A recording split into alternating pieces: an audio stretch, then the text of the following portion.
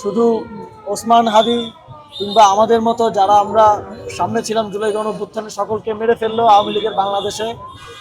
ফিরে আসার, বাংলাদেশে রাজনীতি করার গ্রাউন্ড আর কখনোই তৈরি হবে না। কারণ জুলাই গণঅভ্যুত্থানের ফলে 6 বছরের বাচ্চা থেকে শুরু করে এই পুরো প্রজন্মটা বুঝে গেছে যে আওয়ামী লীগ কি। একটা সুষ্ঠু নির্বাচন আয়োজন করতে হলে কোনোভাবে এসব অস্ত্র এবং এই ধরনের আসামিরা যারা বিভিন্ন সময়ে জামিন পেয়ে বিভিন্নভাবে এখন বাইরে ঘোরাঘুরি করছে, এবং আওয়ামী লীগের অনেককে অপারেশন ডেভিল হান্টের সময় গ্রেফতার করা হয়েছিল, হত্যা মামলায় গ্রেফতার করা হয়েছিল, তারাও নানাভাবে জামিন পেয়ে বের হয়ে এসেছে। গুলিটা ডাক্তাররা যেভাবে বের করলেন একদিক দিয়ে ঢুকে আরেক দিক দিয়ে বের হয়ে গেছে,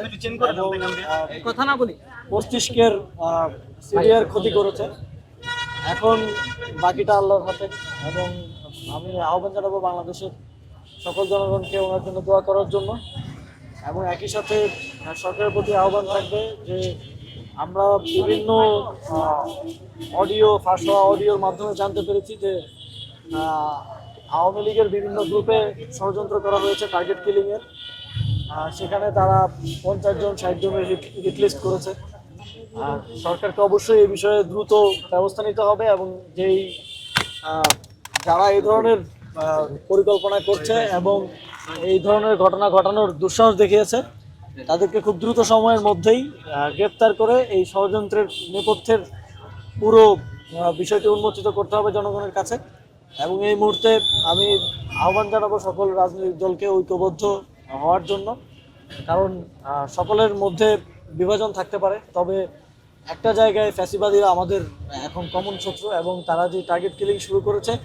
এখান থেকে আমার বিশ্বাস ফ্যাসিবাদ বিরোধী কোনো রাজনৈতিক দলের কেউই টার্গেটের বাইরে নেই। এই মুহূর্তে দলাদলি বিভাজন থেকে বের হয়ে এসে আমাদেরকে ঐক্যবদ্ধ হয়ে বাংলাদেশের জন্য, বাংলাদেশের স্থিতিশীলতার জন্য, এবং আর যেন এই ধরনের ঘটনা না ঘটে সেটার জন্য কাজ করতে হবে। আমি আহ্বান জানাবো অন্তত এই ধরনের সেন্সিটিভ বিষয়গুলোর ক্ষেত্রে যেন স্পেশালি এগুলো দেখা হয়, এবং স্পেশালি এই ধরনের জুলাই গণঅভ্যুত্থানের সময় হত্যা মামলার যারা আসামি, যাদের বিভিন্ন সময় ক্রিমিনাল রেকর্ড আছে, যাদের বিভিন্ন মাফিয়া বিভিন্ন গ্যাং আছে, তাদের বিষয়গুলো খুবই সেন্সিটিভলি দেখা উচিত সরকারের, এবং কোর্টেরও এক্ষেত্রে আরও সচেতন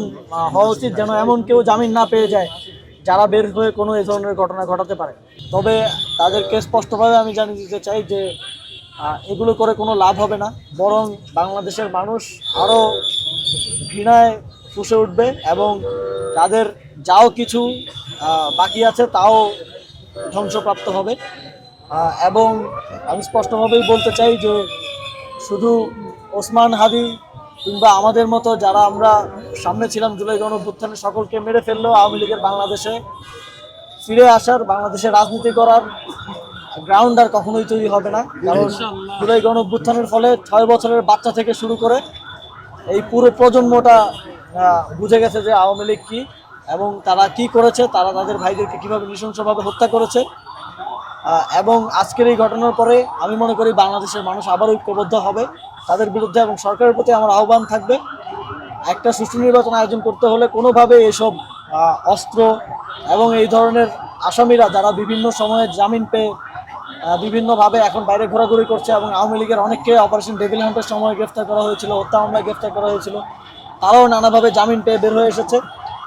অবশ্যই এদেরকে আবার কারাগারে বন্দী না করে একটা সুষ্ঠু নির্বাচন করা সম্ভব না।